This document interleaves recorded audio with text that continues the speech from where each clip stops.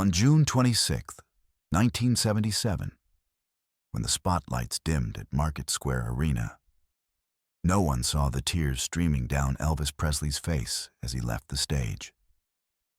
But everyone backstage knew the king of rock and roll was no longer himself. That night, he had sung to 18,000 fans for what would be the last time, and in every note, every word, there was a sense of farewell. His hands trembled as he set down the microphone. His voice cracked. His body refused to obey. In the final 15 minutes of the concert, whispers from backstage pointed to one undeniable truth. Elvis is crying. But why? A 42-year-old legend, an icon who had performed 636 sold-out shows in Vegas, a multi-million-dollar empire. Why was he shedding tears on stage? The answer lay hidden in the dark realities behind that night. And 51 days later, in the bathroom of Graceland, it would all come to an end. Part 1. The Weight of the Spotlight. Elvis Presley arrived at Market Square Arena on June 26, 1977. Not in his usual Cadillac limousine, but in a custom-fitted van with tinted windows. The reason was simple. He could barely walk. His right knee, ravaged by years of prescription painkiller abuse and stage acrobatics, throbbed with every step. His team had to help him out of the vehicle, shielding him from the growing crowd of fans outside the venue. Inside, the atmosphere was electric. 18,000 people had packed the arena, many of them lifelong fans who had followed Elvis since the 1950s. They chanted his name, waved homemade signs, and waited with bated breath for the king to take the stage. But backstage, the mood was far from celebratory. Dr. George Nicopolis, known to everyone as Dr. Nick, stood by with his ever-present medical bag, filled with pills that had become Elvis's only relief from chronic pain. He needs rest. One of the backup singers whispered to a stagehand. He shouldn't be performing tonight. But Elvis never missed a show, not in 22 years. His work ethic, forged in the poverty of Tupelo and sharpened in the neon lights of Las Vegas, wouldn't allow it. Even as his body screamed for mercy, his mind pushed him forward. The show must go on. Subscribe to our channel for more untold stories from music history. At 8:47 p.m., the lights went dark. The crowd erupted into deafening applause. Then, from the wings, Elvis emerged, dressed in a white jumpsuit adorned with gold and red stones, the iconic Aztec sun design that had become synonymous with his Vegas years. The suit, however, hung looser than it once did. His face, bloated from medication, glistened with sweat under the spotlights before he even sang a note. He grabbed the microphone, flashed that famous crooked smile, and launched into C.C. Rider. For a brief moment, the old magic returned. His voice, though strained, still carried the power that had once shaken television studios and scandalized a generation. The crowd roared. Elvis was back. But those close to him could see the cracks. His movements were slower, more deliberate. He leaned heavily on the microphone stand, using it for support rather than showmanship. Between verses, he wiped his brow repeatedly, his breath coming in short, labored gasps. By the third song, "I Got a Woman," his hand trembled as he reached for a water bottle handed to him by his stagehand. Midway through, "Trying to Get to You," something went wrong. Elvis's voice cracked, not the artistic kind of break that adds emotion to a performance, but the kind that reveals exhaustion, pain, and something deeper: surrender. He stopped mid-lyric, closed his eyes, and took a long, shuddering breath. The band kept playing, covering for him, but for 5 agonizing seconds, Elvis Presley The man who had commanded stages from Memphis to Madison Square Garden stood frozen. The audience didn't notice at first. They were too caught up in the moment, too swept away by nostalgia. But backstage, alarm bells rang. "Is he okay?" whispered a technician. "Should we stop the show?" asked another. Dr. Nick stepped closer to the stage entrance, his hand already reaching into his medical bag. Elvis opened his eyes. He looked out at the crowd. These people who had loved him for over 2 decades, who had bought his records, screamed his name, and made him a king. And then, something broke inside him. A tear rolled down his cheek. He quickly wiped it away, forced a smile, and continued singing. But the damage was done. The mask had slipped. Part 2. The body that refused to obey. To understand why Elvis cried on stage that night, we must first understand the relationship between him and Dr. George Nicopolis. Dr. Nick wasn't a villain in the traditional sense.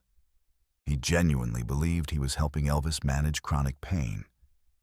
But the methods he used would later become the subject of intense scrutiny, and ultimately, the reason his medical license was suspended in 1980 and permanently revoked in 1995. Dr. Nick prescribed Elvis a staggering array of medications: Dilaudid for pain, Dexedrine for energy, Valium for anxiety, Quaaludes for sleep, and countless others. In the final years of Elvis's life, the prescriptions became so excessive that pharmacies began to question the orders. But Elvis was the king. He got what he wanted. And what he wanted was relief from the relentless pain that had become his constant companion. By June 1977, Elvis's body was a battlefield. His colon, ravaged by years of opioid-induced constipation, caused him excruciating pain. His liver struggled to process the chemical cocktail flowing through his veins. His heart, weakened by years of stress and substance abuse, beat irregularly. And his mind, once sharp and creative, now wandered in a fog of pharmaceutical haze. On the night of June 26th, Dr. Nick had given Elvis his usual pre-show cocktail, a combination designed to numb the pain just enough for him to perform, but not so much that he would collapse on stage. It was a delicate balance, and that night, the balance was off. Around the 30-minute mark of the concert, during You Gave Me a Mountain, Elvis made a decision. He looked out at the crowd, thousands of faces illuminated by the stage lights, and realized something profound. This is the last time. It wasn't a conscious thought at first, more of a feeling that settled over him like a heavy blanket. He had performed through pain before, had pushed his body to its limits countless times. But this time was different. This time, his body wasn't just protesting. It was shutting down. As he sang the lyrics, "You gave me a mountain. This time the mountain was too high." The words took on a new, devastating meaning. The mountain wasn't just a metaphor anymore. It was his life, his career, his body, his soul. And he knew, in that moment, that he couldn't climb it anymore. Tears began to well up in his eyes again. He turned away from the audience, pretending to adjust his scarf, and wiped them away. But backstage, everyone saw. "He's crying again," someone said. "Should we stop the show?" asked another. The answer was always the same. No. Elvis never stopped a show. By the time Elvis reached Unchained Melody, near the end of the concert, his body was in full revolt. His right knee, which had troubled him for years, felt like it was on fire. Every step sent a sharp, stabbing pain up his leg and into his spine. He tried to hide it, moving slowly and deliberately. but the audience could sense something was wrong. He sat down at the piano, a rare move for Elvis, who preferred to command the stage on his feet. As he played the opening chords of Unchained Melody, his hands trembled visibly. His voice, usually powerful and commanding, was now fragile and thin. He closed his eyes and poured everything he had left into the song, not for the audience, but for himself. It was a prayer, a plea, a final release. "Oh, my love, my darling, I've hungered for your touch." The lyrics, written about longing and separation, became something more in that moment. They became Elvis's goodbye to his fans, to his career, to the life he had once lived. And as the final notes faded, he opened his eyes and looked out at the crowd one last time. And he cried. Part 3. The Ghosts on Stage.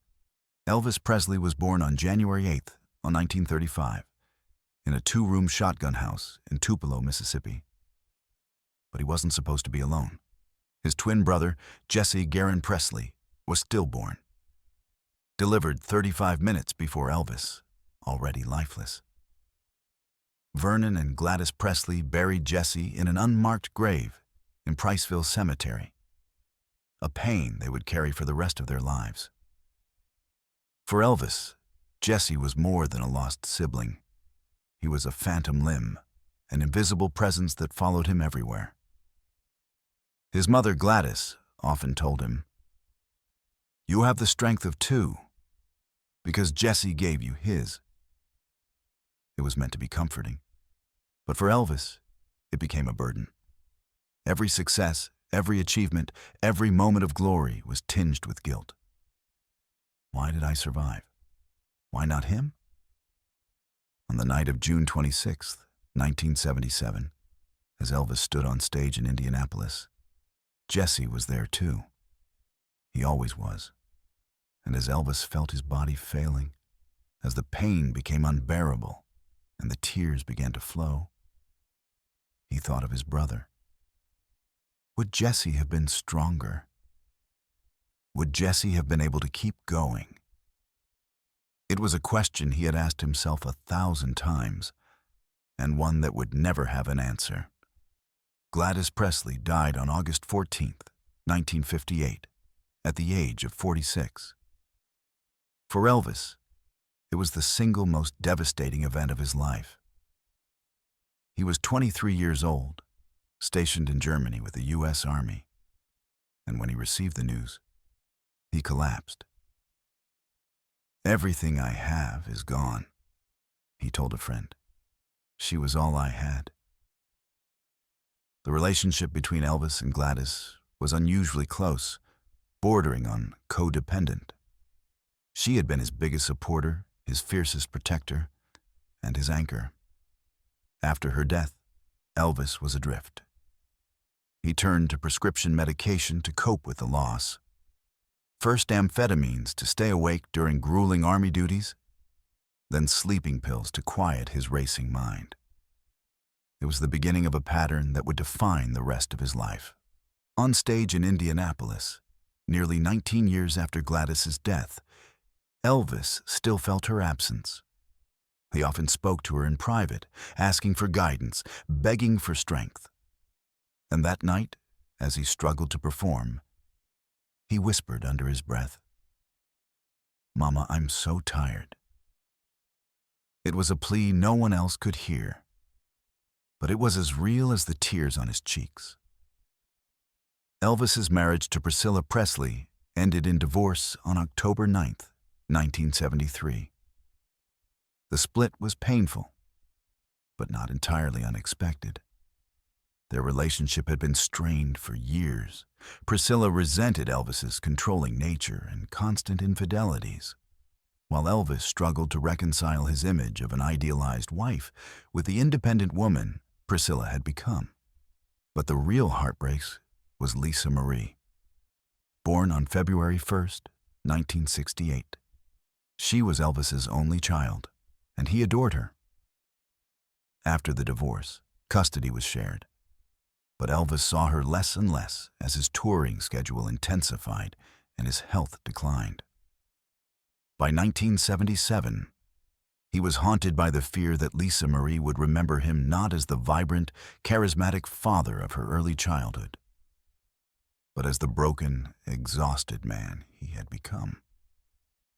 On June 26th, during the Indianapolis concert, Elvis thought of Lisa Marie. She was 9 years old, growing up in California with Priscilla, living a life he could barely be part of.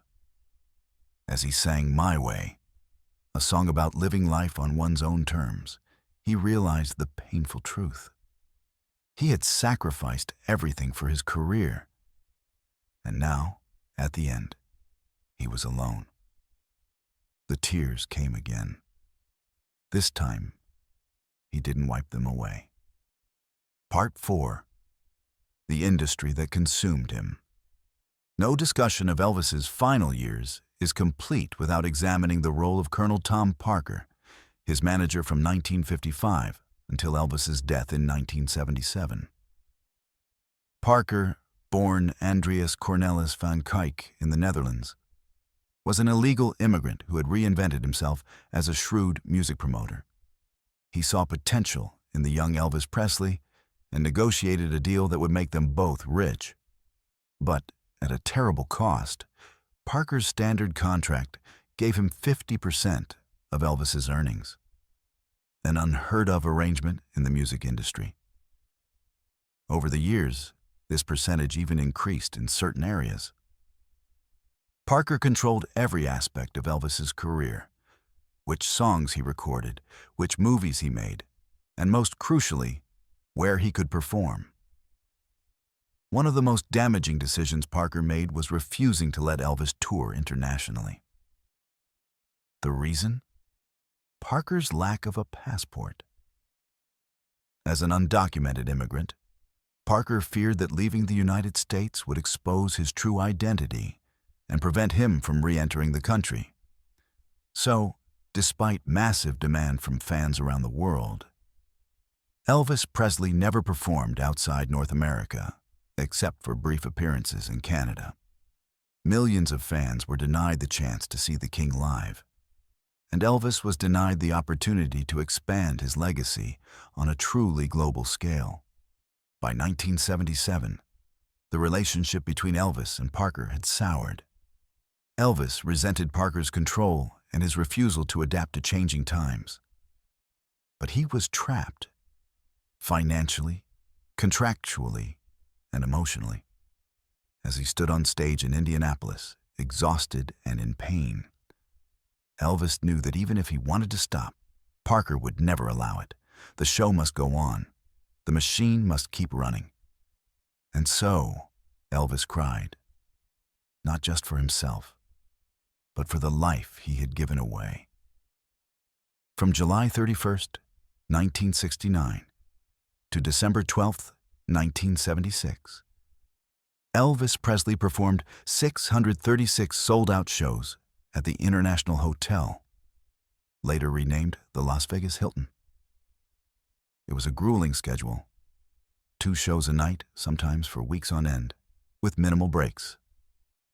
The Vegas residency, initially seen as a triumphant comeback after years of mediocre movies, gradually became a gilded cage. The routine was punishing. Wake up in the late afternoon, take pills to manage pain and boost energy, perform for thousands of screaming fans, return to the hotel suite, take more pills to sleep, and repeat. Elvis's body, already weakened by years of abuse, couldn't sustain the pace. But Parker kept booking shows, and Elvis kept performing. By the summer of 1977, the Vegas era was over, but the damage was done. Elvis's final tour, which included the Indianapolis show, was a desperate attempt to prove he could still perform, still draw crowds, still be the king. But inside, he knew the truth. He was broken. On stage that night, as he looked out at 18,000 faces, he thought of those 636 Vegas shows, The nights he had cried alone in his dressing room, the mornings he had woken up not knowing where he was, the moments he had begged for just one day of rest. And he realized it had all been too much. Fame had taken everything and given nothing back. The tears flowed freely now. He didn't care who saw. Part 5. The Final Songs. Every Elvis concert ended the same way, with "Can't Help Falling in Love." It was a tradition, a ritual, a final gift to the fans who had supported him for over 2 decades. And on June 26, 1977, as Elvis prepared to sing it one last time, he felt the weight of that tradition more than ever. The opening notes played. The crowd quieted, swaying gently, lighters held high. Elvis took a deep breath, closed his eyes, and began to sing. Wise men say only fools rush in, but I can't help falling in love with you.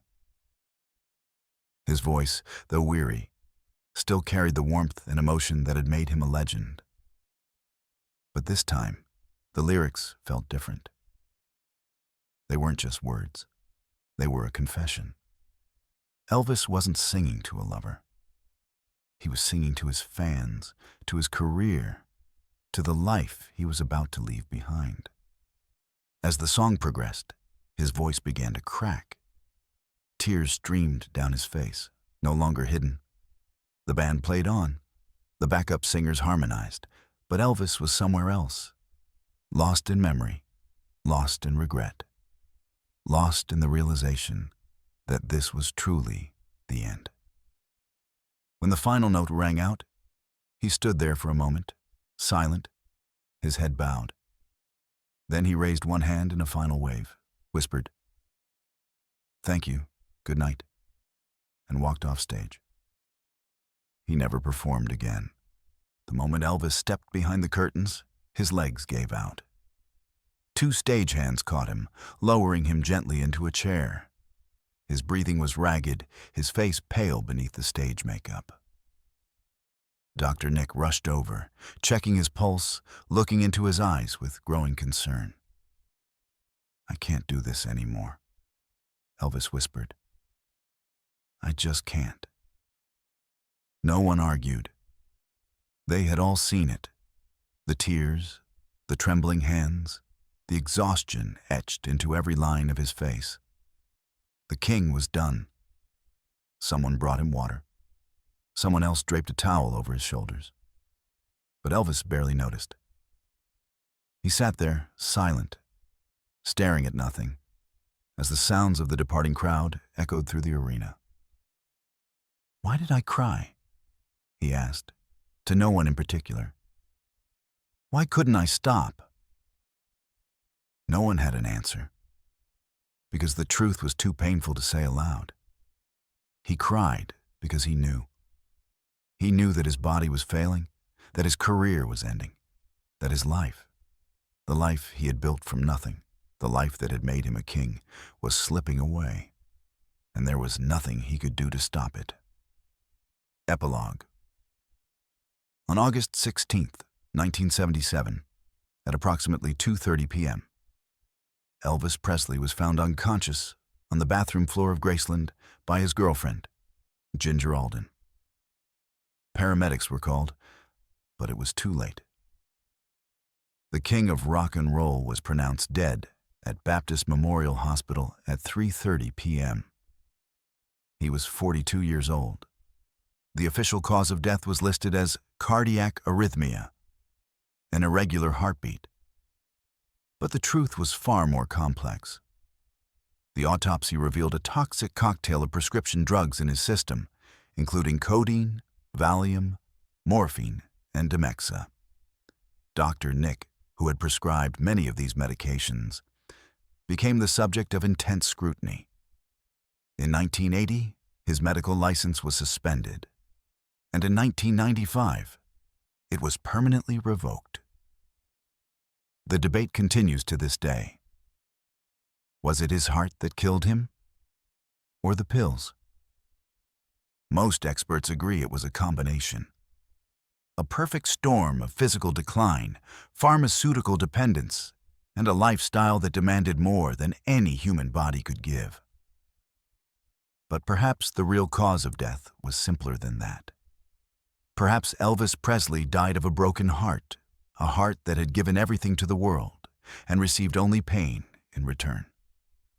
On June 26, 1977, in Indianapolis, Elvis cried on stage for the last time. He cried for the boy from Tupelo who had dreamed of stardom. He cried for Jesse, the brother he never knew. He cried for Gladys, the mother he had lost. He cried for Priscilla and Lisa Marie, the family that had slipped away. And he cried for himself, the king who had given everything and had nothing left to give. 51 days later, the tears stopped. Forever. Elvis Presley's final concert in Indianapolis was not recorded, and no official footage exists. But those who were there remember it vividly. The tears, the trembling voice, the sense that they were witnessing something sacred and sad. It was the end of an era, the closing of a chapter in music history. But Elvis's music endures. From Hound Dog to Suspicious Minds, from Jailhouse Rock to Can't Help Falling in Love, his songs continue to inspire new generations. He sold over 1 billion records worldwide, starred in 31 films, and changed the face of popular culture forever. And every time someone listens to Unchained Melody or My Way, they hear the echoes of that final night in Indianapolis. The night the king cried. The night he said goodbye. The night he gave his last perfect performance.